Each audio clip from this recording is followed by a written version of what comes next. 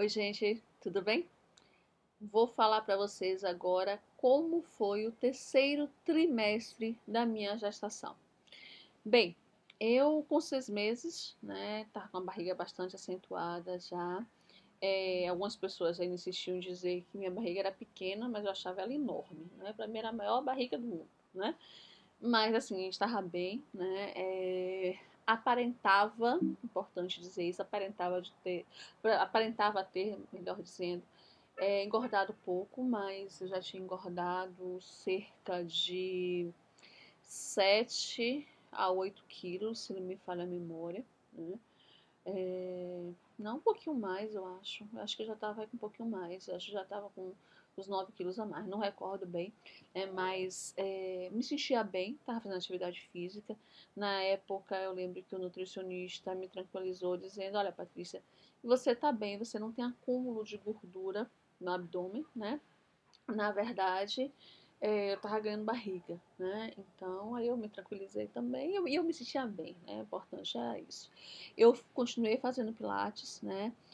Até perto de Paris. Bianca nasceu numa terça-feira.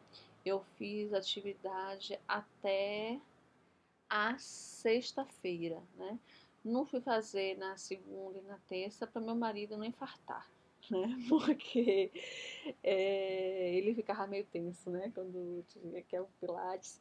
Minha médica tinha pedido para eu parar na semana anterior, mas assim, eu tava me sentindo bem, né? Então, assim, me sentia segura e me fazia bem fazer atividade física. Primeiro que eu ria, dava risada lá e me sentia viva, né? Com disposição para ter minha filha. Era a forma também de driblar a ansiedade. Bem, a alimentação, continuei me alimentando de forma bastante equilibrada. Agora sim, não passei vontade. A minha gravidez inteira eu comi o que eu senti vontade, exceto os alimentos que foram proibidos lá no início da minha gestação, né? Inclusive, algo que eu gosto muito, como por exemplo, pimenta, né? Até hoje, por conta da amamentação, eu estou sem comer pimenta. Acho que quando for comer de novo, eu vou estranhar muito, né? E olha que eu comia muita pimenta, muita pimenta. Mas vamos ver. Vamos chegar lá pra frente e faço um vídeo falando só sobre pimenta. Mas enfim, comi tudo que tinha vontade, tá certo? Mas sem cometer exageros, né? Então, eu passei por um período também bastante feliz. Continuei trabalhando, tá certo? Não sofri com azia. Eu gosto de ficar repetindo isso, eu falei nos outros vídeos, porque ficava pouco, parecendo que estava jogando praga. Você vai sentir azia, porque você vai ter menina. Nada disso, não senti azia coisa nenhuma. E Bianca super cabeluda, como eu já tive a oportunidade de falar em outro vídeo, tá certo? Então, eu continuei minhas atividades normalmente, continuei de dirigir até a segunda-feira. Quase que eu dirijo no dia que eu parei, porque eu ia fazer drenagem linfática. Às 18h30. Só que às 17h30 eu comecei a me sentir diferente, aí fiquei com medo, desmarquei, né? E, e aí comecei a sentir foi contração, né? Mas dirigi até a véspera, eu lembro que eu fui no shopping comprar um negocinho que tinha faltado não, mentira. Eu fui comprar mascabide, porque eu achei que eu tinha que comprar mascabide, porque tinha ganhado uns vestidinhos novos, e aí eu queria deixar tudo bonitinho, padronizado, né? Então, tava super disposta. Trabalhei em casa também, até o dia que eu parei. Eu tinha ido ao trabalho, né, até a quinta-feira. Eu tenho certa flexibilidade por conta disso, que eu digo que trabalhei em casa, tá? Mas no local de trabalho foi até a quinta-feira da semana anterior, tá certo? Sem problemas. Claro que aí no finalzinho da gestação, né, no 8º mês, nas últimas semanas em especial, eu já estava me sentindo mais pesada. Para me levantar, eu precisava de ajuda. Uma coisa que foi super legal na minha gestação também, que eu fugi da praga que as pessoas colocam, porque parece que é praga, colocam na gente, foi a questão do sono, né? O meu sono durante o dia diminuiu a partir do 6º mês, né? Porque eu dormia horrores no primeiro trimestre, dormia um pouquinho no segundo. A partir do 6º mês, o sono foi embora. Eu, às vezes, queria dormir à tarde, porque eu ia trabalhar à noite, E sabia que ia ser cansativo, né? Eu dou aula, além de ter uma outra atividade, eu dou aula também. Então, eu procurei mesclar minhas aulas para poder tentar ficar sentada, porque eu só sei dar aula em pé. Então, eu tentava dormir à tarde, não conseguia relaxar. Não conseguia, né? Foi uma coisa extremamente interessante nesse terceiro trimestre, mas não me gerava cansaço. Então, o que foi que aconteceu comigo? No 8º mês, na verdade, para ser mais específico, umas 2 semanas para ter minha bebê, eu comecei a precisar de ajuda para levantar, claro. O povo dizia que eu não me abaixar, mas eu me abaixei a gravidez inteira. Todinha. Agora aí, na, na reta final, no 8º mês, eu baixava e ficava, né? Então, precisava de ajuda para subir ou me apoiar em algum lugar, né? Mas não tive dores, tá certo? O sono, né? Me perdi o sono, como eu estava dizendo. Continuou tranquilo, continuei dormindo a noite inteirinha. Dizem que tem pessoas grávidas que precisam colocar o encosto para dormir sentada. Não tive esse problema. Lembro que quando eu fui fazer o meu penúltimo ultrassom, a médica que fazia meu ultrassom fez assim: como é que você tá? Eu disse que tava bem.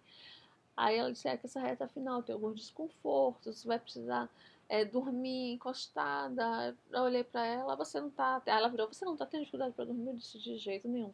Durma a noite inteira. Ela disse que inveja, eu sofri bastante, né? Então é importante a gente ouvir esses depoimentos pra gente perceber que nós somos diferentes, o nosso corpo reage de forma diferente. Dormir muito. Uma coisa interessante a respeito do sono é que quando eu descobri que eu estava grávida, eu comecei a ler muito sobre o assunto.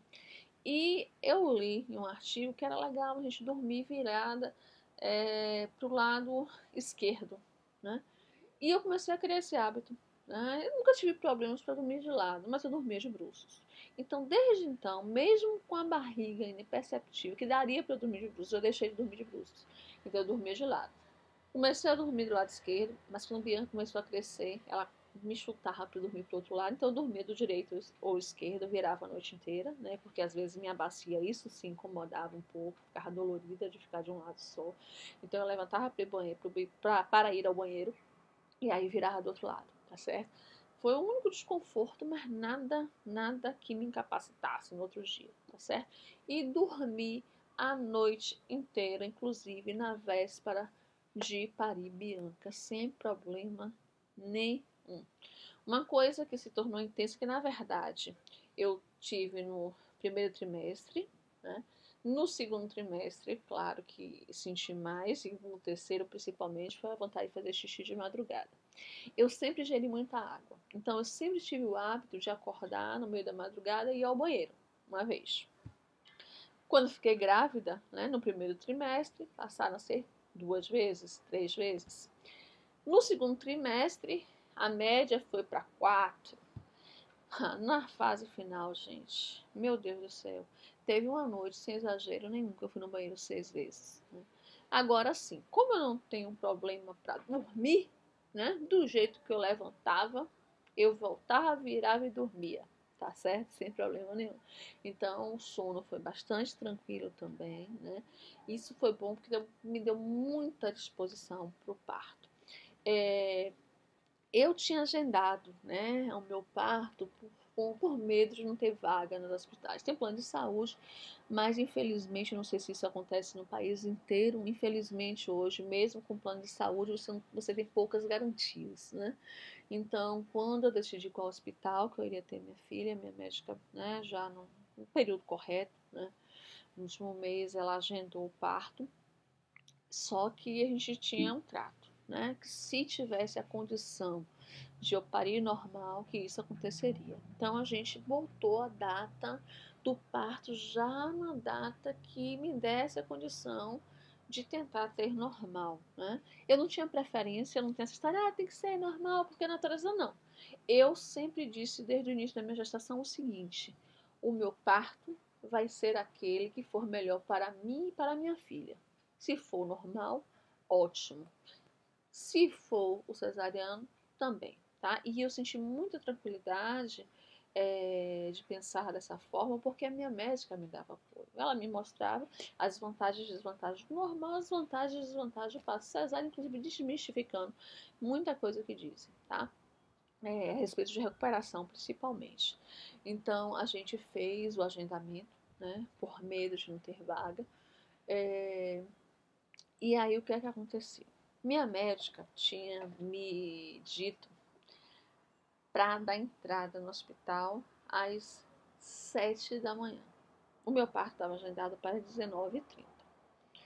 Primeiro eu achei um exagero. Aí eu tinha, 2 dias antes, eu senti um pequeno desconforto, né? Na verdade, eu senti um líquido diferente descendo, aí não sabia, achava que era o líquido, que estava perdendo o líquido, mas não era nada disso.